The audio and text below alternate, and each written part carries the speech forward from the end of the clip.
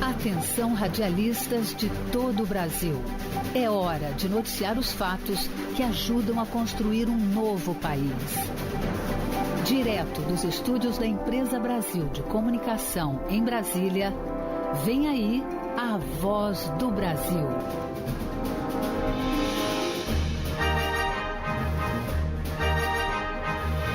Em Brasília, 19 horas.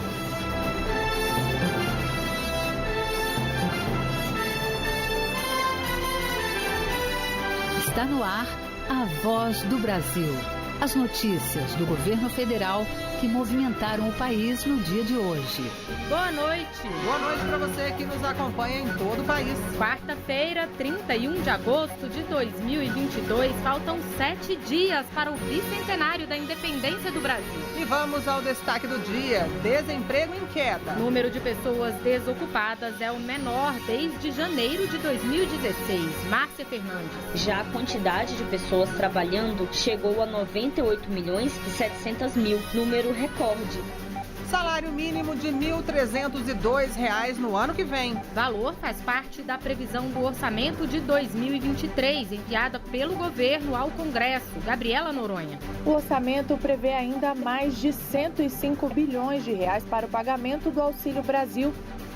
E você também vai ouvir na Voz do Brasil. Bicentenário da Independência. Vamos falar sobre os detalhes da programação e do desfile de 7 de setembro em uma entrevista ao vivo com o secretário especial de Comunicação Social da Presidência da República, André Costa. Hoje, na apresentação da Voz do Brasil, eu, Mariana Jungmann e Gabriela Mendes. E assista a gente ao vivo pela internet. Acesse voz.gov.br.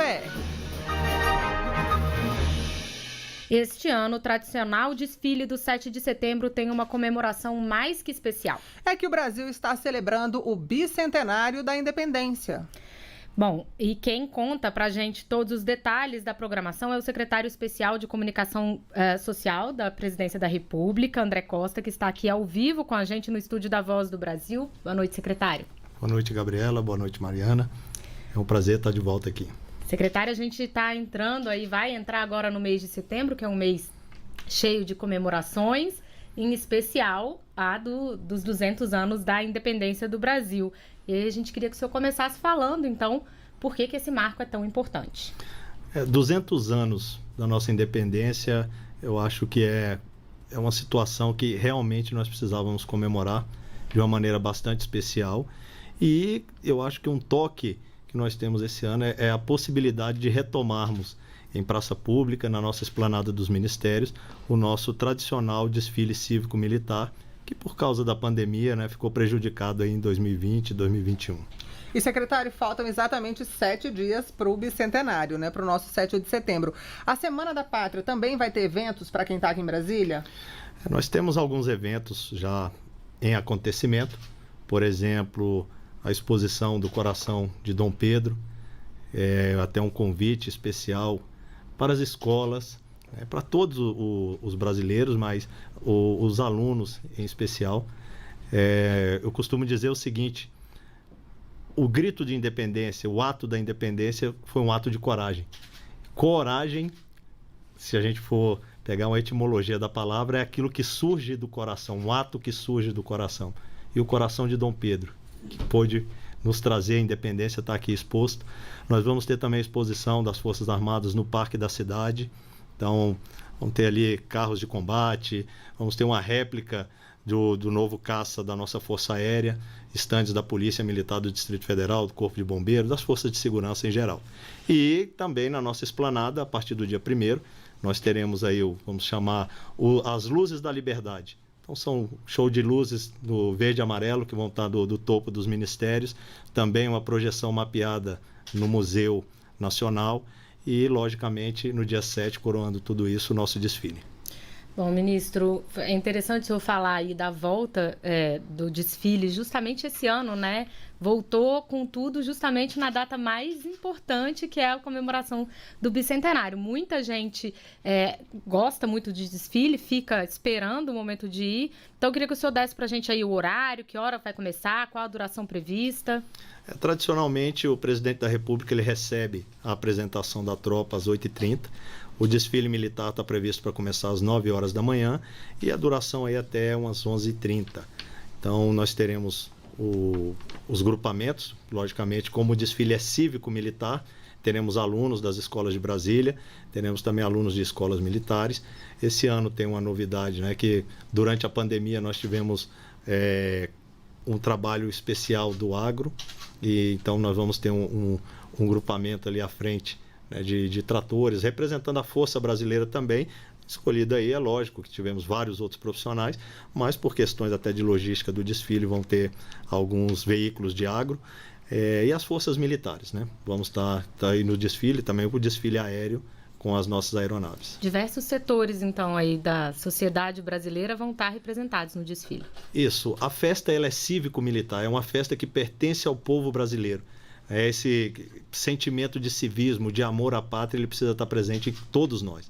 Então, essa festa é de todos os brasileiros e os segmentos que vão estar ali representados querem, lógico, não temos como colocar toda a população representada ali, mas vão simbolizar a nossa nação. E a Esquadrilha da Fumaça também vai estar presente, que é a atração que mais chama a atenção, não é isso, Garantida. A Esquadrilha da Fumaça vai estar presente, ela se apresenta em Brasília e em seguida segue para o Rio de Janeiro. E há uma expectativa de público para esse 7 de setembro?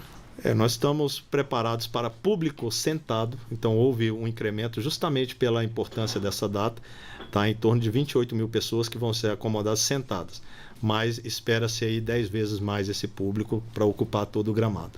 Então teremos telões ali para as pessoas poderem assistir, então vai ser garantido que todos possam ver esse desfile. Tem espaço na esplanada de sobra, né? Temos espaço de sobra. Secretário, todo ano é feito um esquema de segurança, por ser um evento justamente que reúne muitas pessoas. A gente imagina que esse ano não vai ser diferente, com esse público aí que é esperado. Como é que vai ser feita essa questão da segurança? Basicamente, a segurança no 7 de setembro é uma conjugação entre as forças de segurança do Distrito Federal e também forças federais que ficam ali de prontidão e a parte de segurança mesmo das autoridades.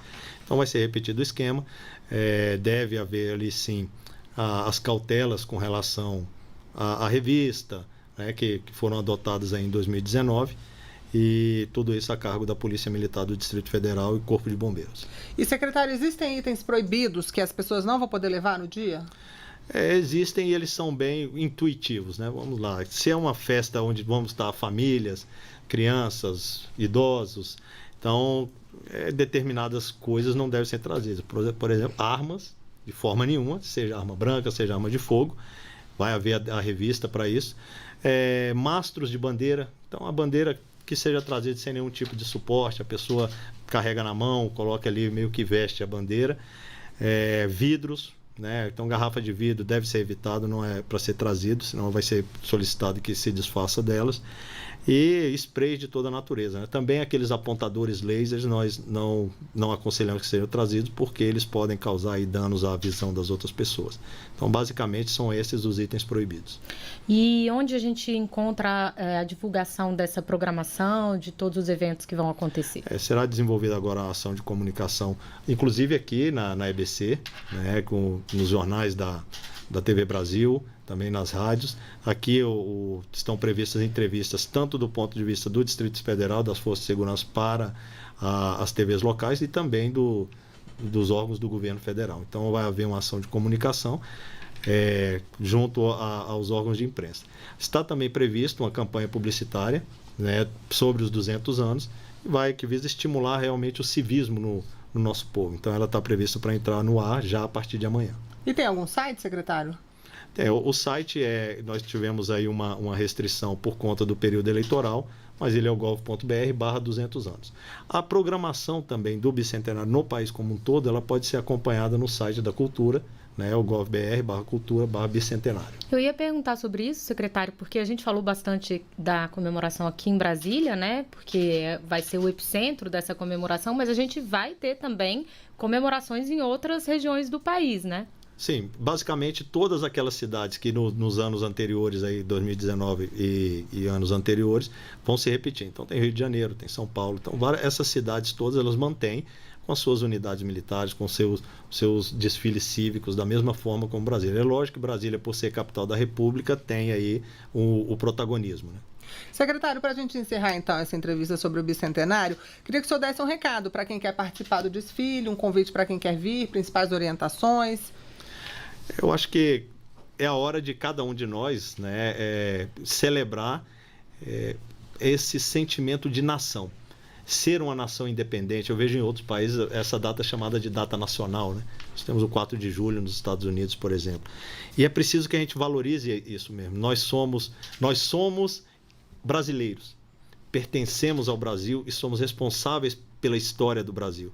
Então, nada mais justo do que relembrar os nossos heróis. Inclusive, um detalhe, a nossa esplanada ela traz essas figuras heróicas com os trechos do hino da independência, que foi ali, né, vamos dizer assim, musicalizado por Dom Pedro. Então, acho que vale a pena, vai estar seguro, vai ter conforto e os 200 anos, eu tenho certeza que para os 300, nenhum de nós que está aqui vai estar vivo para ver. Exatamente. Bom, conversamos então com o secretário especial de Comunicação Social da Presidência da República, André Costa. Muito obrigada, secretário, pela sua participação ao vivo aqui na Voz do Brasil. Eu que agradeço.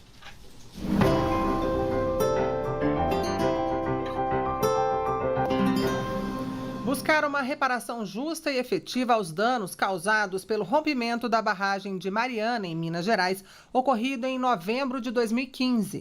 Com esse objetivo, o ministro do Meio Ambiente, Joaquim Leite, está atuando junto a outros órgãos do governo. O ministro falou sobre os detalhes da negociação em uma entrevista exclusiva à Voz do Brasil, feita pela repórter Vanessa Casalino. Vamos ouvir. Recebemos nos estúdios da Voz do Brasil, aqui em São Paulo, o ministro do Meio Ambiente, Joaquim Leite. Ministro, boa noite. A tragédia em Mariana, o rompimento da barragem da mineradora Samarco, completa 7 anos agora em novembro.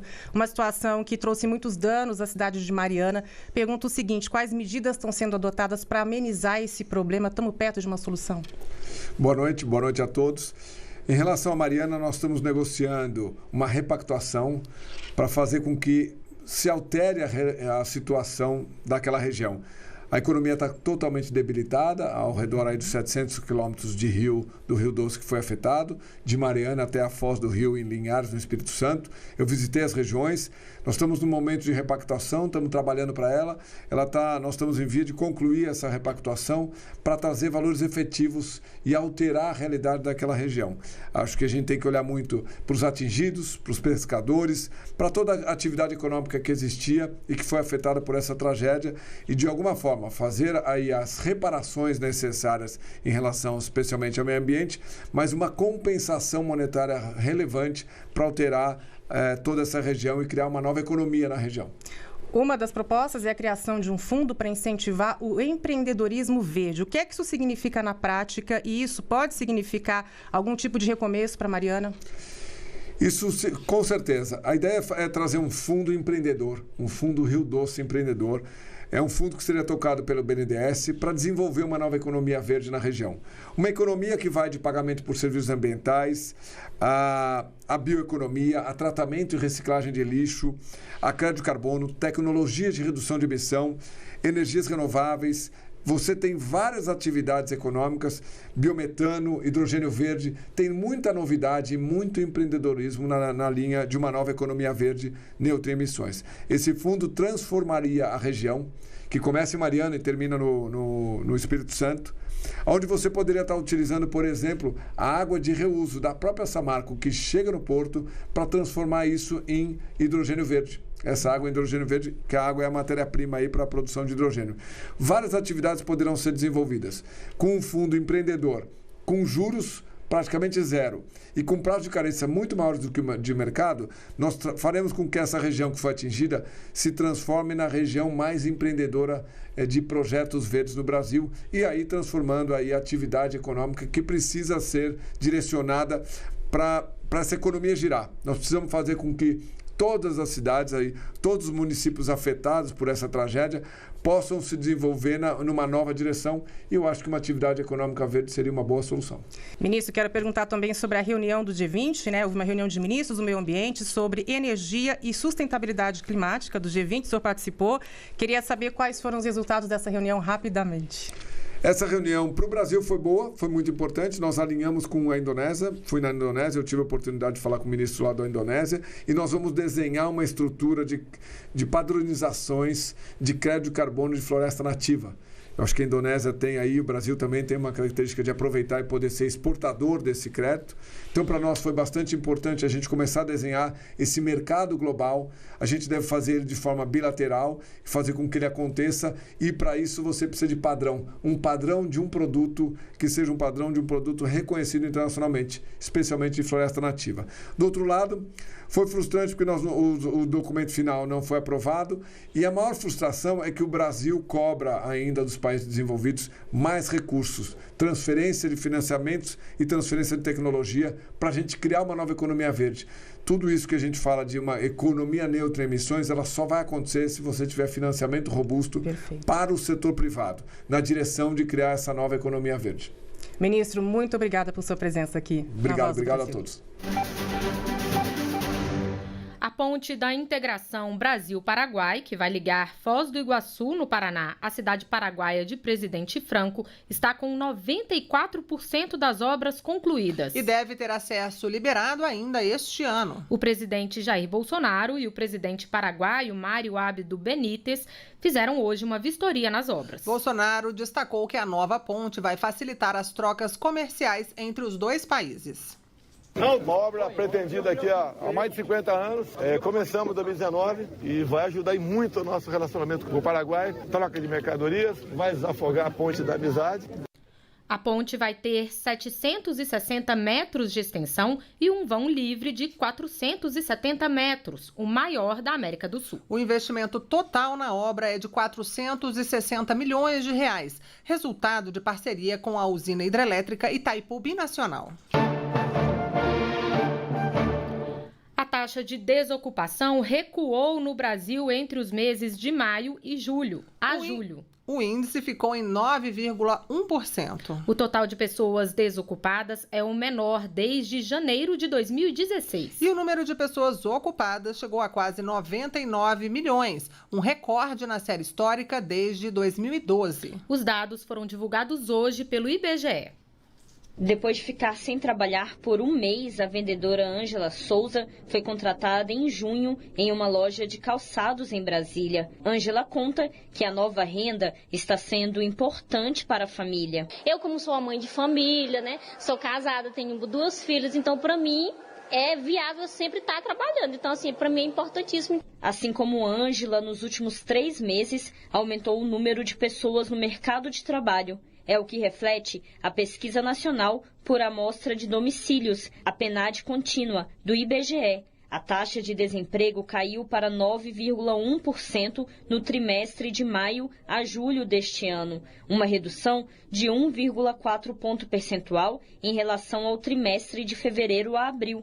A população que procura emprego e ainda não conseguiu está em 9.900.000 pessoas. Este é o menor nível desde o trimestre encerrado em janeiro de 2016. Já a quantidade de pessoas trabalhando chegou a 98.700.000, número recorde desde o início da série histórica, iniciada em 2012. O economista Rodolfo Guedon comenta que o cenário indica uma recuperação da economia. Então, com isso, a economia vai aquecendo, as pessoas vão conseguindo gerar novos empregos e conseguir se ocuparem novamente. Isso para a economia é muito importante porque as pessoas vão retomando seu poder de compra e fazem realmente a roda da economia continuar girando. Ainda de acordo com a pesquisa, o número de empregados com carteira assinada ficou em 35.800.000.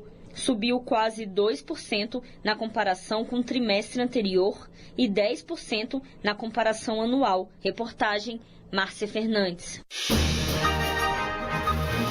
O governo encaminhou ao Congresso a proposta de orçamento para o ano que vem. A lei orçamentária anual, que precisa ser aprovada pelo Congresso, faz uma previsão de quanto o governo vai arrecadar e estabelece a parcela desses recursos que vai ser destinada a cada área, como saúde e educação. O documento prevê um crescimento da economia de 2,5% e o salário mínimo no valor de R$ 1.302 em 2023. O texto do projeto de lei orçamentária anual encaminhado ao Congresso Nacional nesta quarta-feira prevê um crescimento de 2,5% do Produto Interno Bruto, que é a soma de todos os bens e serviços produzidos no país. Além disso, prevê para 2023 um salário mínimo de R$ 1.302. O valor atual é de R$ 1.212. Segundo o texto, a redução dos impostos sobre combustíveis deverá ser mantida, como explica Esteves Conalgo, secretário especial do Tesouro e Orçamento do Ministério da Economia. Toda a parte referente aos combustíveis, e a diminuição do poder de compra da população com relação aos combustíveis, eles foram mantidos. Então a gente ainda vive um momento de muita insegurança em termos internacionais, a continuidade da guerra, então houve um entendimento que seria prudente a gente manter esse benefício pelo próximo ano. O orçamento prevê ainda mais de R$ 105 bilhões para o pagamento do Auxílio Brasil, no valor de R$ 405. Em relação ao Índice Nacional de Preços ao Consumidor Amplo, IPCA, que mede a inflação, a projeção é de 4,5% em 2023. É no projeto de lei orçamentária que o governo detalha quanto será gasto em cada política pública e quais serão as prioridades do ano seguinte. Reportagem Gabriela Noronha. Um idioma rico, diverso, com influências de diversas origens. De norte a sul, com seus mais diferentes sotaques, a língua portuguesa é resultado de um processo cultural intenso que atravessou séculos. Vamos conhecer um pouco mais da história do nosso idioma na terceira reportagem especial sobre o bicentenário da independência do Brasil.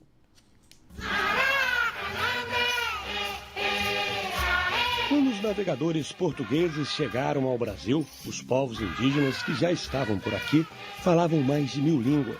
O tupi-guarani era o idioma predominante. No processo de colonização, o português começou a ser ensinado nas aldeias e surgiu a chamada língua geral, que misturava palavras nativas com o idioma que veio da Europa. Em 1758, essa união de línguas foi proibida por determinação do Marquês de Pombal. Desde então, o português se transformou na língua oficial do país e, ao longo do tempo, foi se modificando. O professor de língua portuguesa, Dionísio da Silva, diz que a base latina foi mantida. As palavras com outras origens foram incluídas em nosso vocabulário. O português, ele soube aproveitar a contribuição dos indígenas, dos africanos, dos outros imigrantes, sobretudo imigrantes europeus, árabes, asiáticos. E a língua portuguesa se tornou muito mais rica do que ela já era. Foi assim que o processo do português contemporâneo se formou.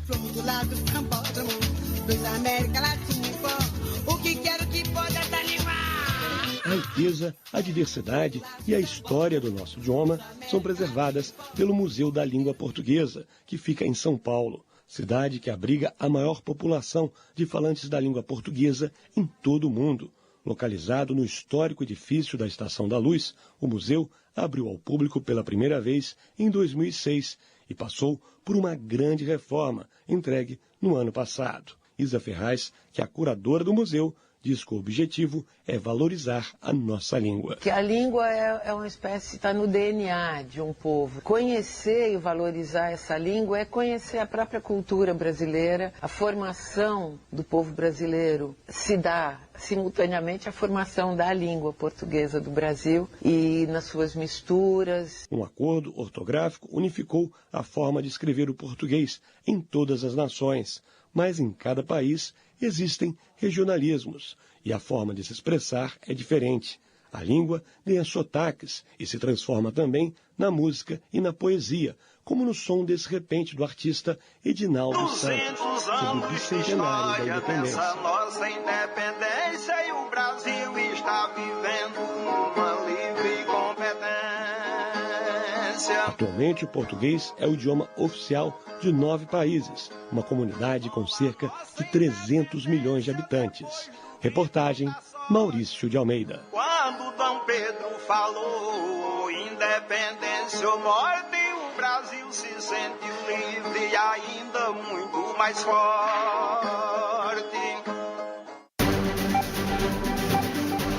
Quase 4 milhões e 500 mil contribuintes receberam hoje a restituição do imposto de renda. No total, 6 bilhões de reais estão sendo pagos diretamente nas contas dos contribuintes. Idosos, pessoas com deficiências ou com doenças graves e professores têm prioridade legal para receber as restituições. Você pode consultar se teve a restituição liberada na página da Receita Federal na internet, em gov.br/Receita Federal. E essas foram as notícias do Governo Federal. Uma realização da Secretaria Especial de Comunicação Social do Ministério das Comunicações. Com produção da Empresa Brasil de Comunicação. Fique agora com as notícias do Poder Judiciário e do Congresso Nacional. Boa noite. Boa noite para você e até amanhã.